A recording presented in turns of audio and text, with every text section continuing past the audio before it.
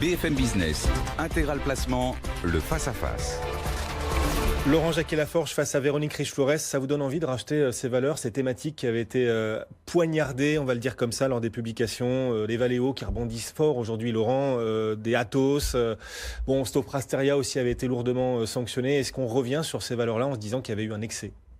On revient et on est revenu sur pas mal de ces valeurs. Nous, on reste toujours assez méfiants, et je le répète à chaque fois, vis-à-vis des banques, qui, à mon avis, ne sont pas un sujet value ni un sujet croissance, et qui est un sujet à garder plutôt dans la neutralité. Et les marchés pourraient monter même sans les banques ? Alors non, bien sûr. C'est pour ça que je parle de neutralité. C'est-à-dire, on ne sera pas découvert sur les banques, parce que si les marchés reprennent, forcément, le secteur qui représente encore un point important des indices va progresser. Mais si on prend des perspectives un petit peu plus longues, la probabilité d'avoir des taux de croissance significatifs, je crois qu'on a réglé le problème du risque assez largement. Enfin, encore une fois, les publications oui. On aura les résultats des stress tests BCE à ce soir. Ouais. À ce soir. Mais on connaît à peu près le résultat. Ils seront assez corrects en matière de couverture par les fonds propres des risques aujourd'hui. Non, le sujet, c'est l'étape suivante. C'est quelle croissance pour les banques et quels sont les risques de substitution d'autres acteurs aux banques. Ça, c'est un sujet de fond.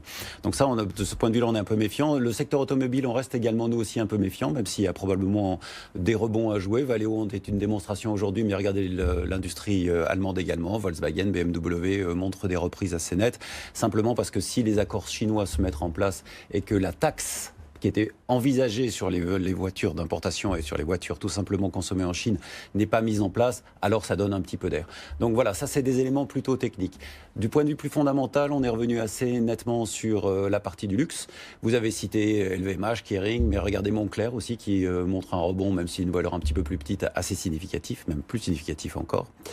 La question se pose sur toute la partie, la technologie, elle a assez bien résisté et ça reste pour nous un axe d'investissement essentiel à plus d'un titre. La tech a assez bien résisté. Il y a eu des déceptions quand même aux États-Unis. Apple sur les prévisions, là, les perspectives. On a eu Alphabet, on a eu Amazon qui ont déçu. Vous ne dites pas qu'il y a un essoufflement à venir sur ce segment qui peut parfois valoir un peu trop cher? Je crois qu'il faut distinguer deux choses. Il y a eu un élément qui a condamné la tech un certain nombre de jours simplement parce qu'il y avait une correction des marchés et que les marchés ont monté avec la tech et donc ils ont baissé avec la tech. Ça, c'est pour l'ensemble du secteur. Après, quand on prend dossier par dossier, c'est quand même là où on aura les taux de croissance les plus élevés avec une certaine capacité à prolonger ces taux de croissance dans l'avenir. Maintenant, Apple est un sujet en soi. Oui. Je pense qu'Apple a un autre problème qui est à l'intérieur des valeurs technologiques. Il se trouve aujourd'hui de plus en plus de concurrents à Apple et Google notamment va lancer toute une gamme de matériel qui n'était pas une caractéristique d'Apple et de Google et qui peut représenter évidemment une nouvelle forme de concurrence.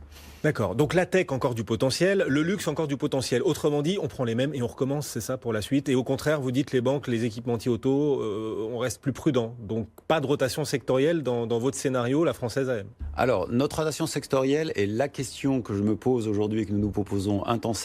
Elle tourne autour des valeurs industrielles. Vous avez évoqué tout à l'heure les valeurs cycliques qui sont liées à l'investissement des entreprises. La grande déception pour moi dans les chiffres américains a été récemment la faiblesse de l'investissement en matériel et plus généralement en CAPEX, enfin en capacité d'investissement. Et ça, c'est un point qui est assez décevant. Je pense que malgré tout, dans les industriels, il y a pas mal de choses à faire autour des grandes valeurs électriques type Schneider. On en avait parlé la dernière fois, elle a bien rebondi, mais je pense qu'elle a encore un peu de place.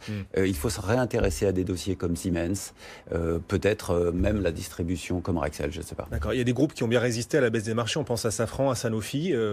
Ils en ont encore sous le pied, ceux-là, ou pas? Alors, c'est très spécifique. Deux choses. Alors, les deux commencent par S, mais Safran, je suis assez d'accord. Sanofi, c'est plus le retour de la pharmacie que de Sanofi pour moi. D'accord. Véronique, sur le potentiel des marchés, vous êtes plus prudente, vous? Est-ce qu'il y a néanmoins des actifs dont vous vous dites ceux-là présentent plus de potentiel? Vous êtes plus prudente? L'or, par exemple, on a vu le grand retour de l'or, là, depuis quelques semaines. Oui, alors le grand retour, mais l'or offre pas un potentiel de remontée, me semble-t-il, très substantiel. tant qu'on a des menaces de baisse des prix, des métaux, donc des menaces encore déflationnistes, entre guillemets. En revanche, effectivement, c'est un moyen de se couvrir. En tout cas, il me semble que ça devait l'être pendant cette période turbulente. Si les choses vont un petit peu mieux et que l'appétit pour le risque revient, alors non, on regardera beaucoup moins l'or et on essaiera effectivement... Enfin, je pense que du côté des industriels, il n'y a pas de potentiel à moyen terme, en tout cas tel qu'on perçoit le moyen terme. En revanche, des surréactions à une amélioration du dialogue entre les États-Unis, la Chine, à éventuellement de bonnes nouvelles du côté du Brexit, encore que là, il faille être très très prudent. Mais enfin, donc voilà, on va forcément à être tenté de dire à court terme, ce serait quand même dommage de laisser passer ce regain d'appétit pour le risque. Au-delà de cela, moi, je pense qu'il est très tard aujourd'hui dans le cycle pour envisager une reprise de l'investissement productif, du CAPEX. Et on le voit très bien aux États-Unis, en dépit de tout ce qu'on a, eh bien, ça prend toujours pas. Et ça, c'est un vrai sujet pour les industriels et donc pour beaucoup. Maintenant, n'oublions pas qu'on est dans un monde où la défense se développe.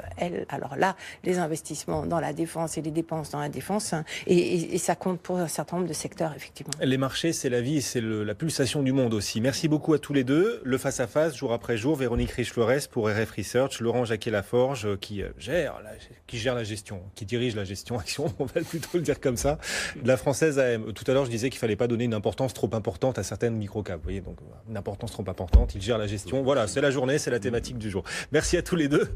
On vous souhaite un bon retour et un bon week-end avec quelques heures d'avance.